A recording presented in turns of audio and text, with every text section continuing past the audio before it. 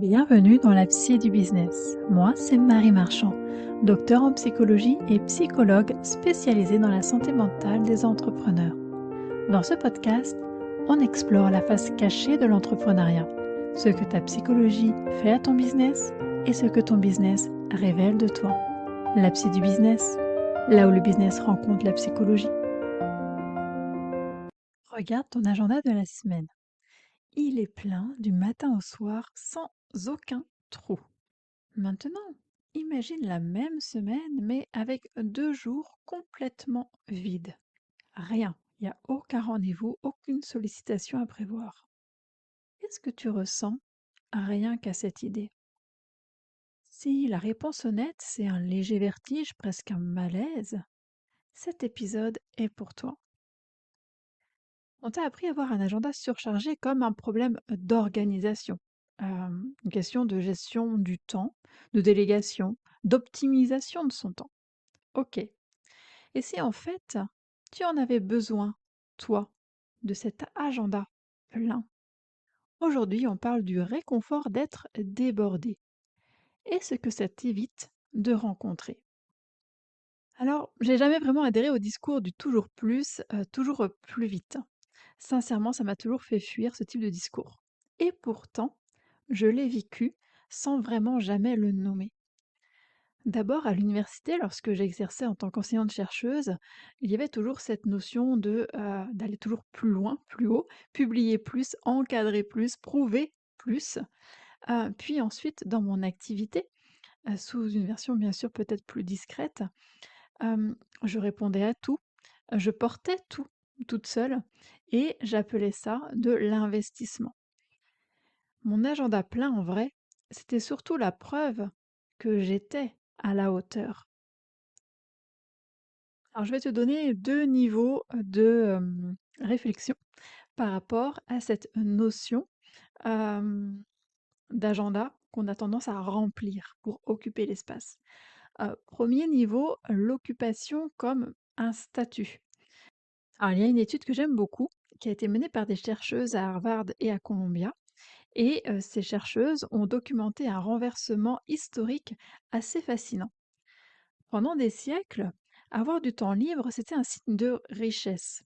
Une aristocratie qui ne travaillait pas, c'était vraiment ça, le luxe suprême. Aujourd'hui, c'est un peu l'inverse qui se passe. Dire qu'on est débordé, qu'on n'a plus une minute à soi, ça envoie un signal social qui joue en ta faveur. Ça dit simplement, mon temps est disputé, donc il compte, mon temps est important. C'est presque comme un agenda qu'on pourrait porter comme une montre de luxe. D'un côté, on sent plein de cet agenda ultra chargé, mais en même temps, on est content de le montrer. Ça prouve que notre temps compte. Euh, et être débordé maintenant, ça se montre presque plus que ça se cache. Donc, deuxième niveau que je vois ici, c'est la valeur qui se mesure aussi à la demande. Alors ça, c'est une couche plus, psychologique, on va dire, et non pas sociétale. En psychologie, on parle de la valeur personnelle contingente. Donc une estime de soi qui dépend d'un signal extérieur plutôt que d'un socle stable en soi. Ici, le signal extérieur, c'est la sollicitation elle-même. Si on me demande beaucoup, j'existe beaucoup. Et au contraire, si on me demande peu, ah là, il y a un doute quand même qui peut s'installer tout de suite, c'est peut-être que je suis pas si important que ça. Un jour vide, dans cette logique-là, ça peut vouloir dire un truc hyper précis. Ça peut vouloir dire aujourd'hui, bah, personne n'a eu besoin de moi. Je vais rentrer un peu en profondeur. Maintenant, je vais passer plutôt sur la partie philosophique, donc faire un petit détour. Parce que ce mécanisme-là, hein, de remplir le vide, il est relativement vieux, beaucoup plus vieux d'ailleurs que la psychologie. Et il y a un philosophe, donc Pascal, qui au XVIIe siècle avait déjà repéré ce mécanisme-là. Il appelait ça le divertissement. C'est tout ce qu'un être humain fait pour se détourner de lui-même. Le mot vient du latin d'ailleurs, divertere, ça veut dire se détourner. Et il disait un truc assez intéressant, Pascal. Il disait que tout le malheur des hommes vient d'une seule chose, c'est de ne pas savoir rester en repos dans une chambre. Il prenait l'exemple d'un roi. Tu donnes à ce roi tout ce qu'il désire et tu le laisses seul avec ses pensées, il va devenir malheureux. Alors qu'est-ce qu'il va faire? Il va s'entourer de trucs, de choses à faire, il va faire la chasse, les des affaires, il va faire la guerre. Bref, il va faire beaucoup de choses, avant tout pour éviter d'avoir à examiner ses pensées, éviter d'avoir à se regarder. Alors moi, avec Pascal, il y a un truc qui me chiffonne un petit peu. Alors je crois qu'il a vu juste sur le mécanisme, d'ailleurs beaucoup de psychologues d'ailleurs le rejoignent sur ça, il est tout à fait juste, bien entendu, mais je pense qu'il a loupé un truc de notre époque à nous. Bon, il l'a pas loupé, forcément, il n'était pas à notre époque, mais je vais aller un petit peu plus loin, parce que donc les rois de Pascal, OK, ils chassaient, ils jouaient, ils partaient en guerre. Ça, c'est des trucs qu'on choisit, qu'on peut arrêter quand on veut et pour lesquels personne ne les félicitait. Dans notre activité, dans le monde, dans le milieu de l'entrepreneuriat, pour le business, c'est un peu différent. Personne ne te reproche d'être débordé pour ton activité. Au contraire, être débordé, c'est, passer pour être, sérieux, pour être, quelqu'un de professionnel, quelqu'un de très engagé. Ça montre que tu travailles beaucoup, du coup, que tu fais les choses bien. Ça donne l'impression de. Et c'est exactement ça qui rend ce divertissement-là plus dur à repérer que tous ceux dont on parlait, Pascal, parce que ce divertissement-là, justement, porte les habits de la vertu. Alors j'ai envie de rentrer un petit peu plus, dans le détail. Qu'est-ce qui se passe concrètement dans ce moment-là? Le moment juste avant que tu remplisses, avant que tu viennes remplir ce vide. Il y a un espace qui s'ouvre, un creux, un vide. Ça peut être, je sais pas moi, un jour, avec un rendez-vous qui saute, il y a rien de prévu de particulier. Ça peut être un trajet en voiture d'ailleurs sans podcast, sans rien. Quelques minutes avant un rendez-vous. Bref, un moment, un creux, un vide où il y a rien à faire. Il y a pas d'action de prévue et ce creux-là, il n'est pas neutre. Pour beaucoup d'entre nous, il s'accompagne d'une sensation assez concrète dans le corps. Je t'invite à réfléchir justement d'ailleurs à cette sensation chez toi qui s'accompagne du moment où tu n'as rien à faire. Souvent, moi, je remarque chez mes clientes, ça peut être une forme d'agitation, euh, presque un inconfort vraiment physique, comme si le corps, avant même que la tête ait eu le temps de réfléchir, comme si le corps cherchait déjà quoi mettre dedans. Et alors, on remplit.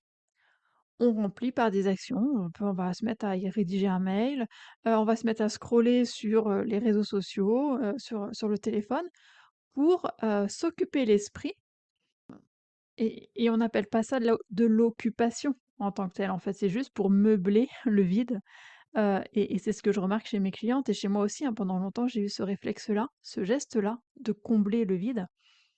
Ça soulage tout de suite, en quelques secondes. C'est hyper efficace d'ailleurs ce mécanisme-là. Mais voilà ce que ça fabrique aussi sur, la durée. Chaque fois qu'on remplit un vide au lieu de le traverser, on n'apprend jamais à le traverser. On perd un peu à chaque fois la capacité à rester là, avec soi, sans rien pour faire diversion. Et le vide, lui, il va pas rétrécir en fait. C'est même l'inverse. Moins on le rencontre ce vide, moins on le traverse, plus il devient grand et plus il fait peur la prochaine fois qu'il se présente. Donc voilà un petit peu la boucle qui se referme en fait. Plus tu remplis, plus tu as besoin de remplir. Et plus tu as besoin de remplir, moins tu as les ressources en toi pour un jour arrêter de le faire. Et c'est là, je crois, ce qui rejoint quelque chose de très proche de ce que j'appelle dans mon travail, la fusion identité et business. Remplir, ça protège quelque chose de très précis, ça protège un silence. celui qui resterait si ton entreprise arrêtait, ne serait-ce qu'un instant, de te dire qui tu es. C'est ce silence-là qui annonce beaucoup de choses. Et le fait de remplir permet de masquer ce silence. Qui tu es quand tu ne remplis pas. Ce que je te propose aujourd'hui, c'est un déplacement. On garde le même agenda, mais on change la question qu'on se pose avant de le remplir. Qui es-tu dans le silence quand ton entreprise ne parle plus pour toi? Tant que cette question n'a pas de réponse, chaque trou dans l'agenda va se remplir tout seul. Tu vas facilement rajouter une nouvelle demande, un nouveau projet. Tu vas essayer de trouver des moyens de combler l'espace avant que les silences n'aient le temps de s'installer. Attention, je ne vais pas te demander de vider ton agenda cette semaine, ce serait peut-être irresponsable et bien sûr, ça ne toucherait rien de tout ce dont on vient de parler aujourd'hui. Je te propose plutôt un geste tout simple à tester une fois. La prochaine fois qu'on te propose quelque chose, avant de dire oui, arrête-toi une seconde et demande-toi, est-ce que j'ai vraiment besoin de faire ça ou est-ce que j'ai besoin qu'on ait besoin de moi? Et je te propose une dernière question pour clôturer cet épisode. Cette semaine, observe. La prochaine fois que ton agenda se remplit sans que tu l'aies vraiment décidé, qu'est-ce que tu cherches à cacher en comblant le vide, en remplissant ce vide?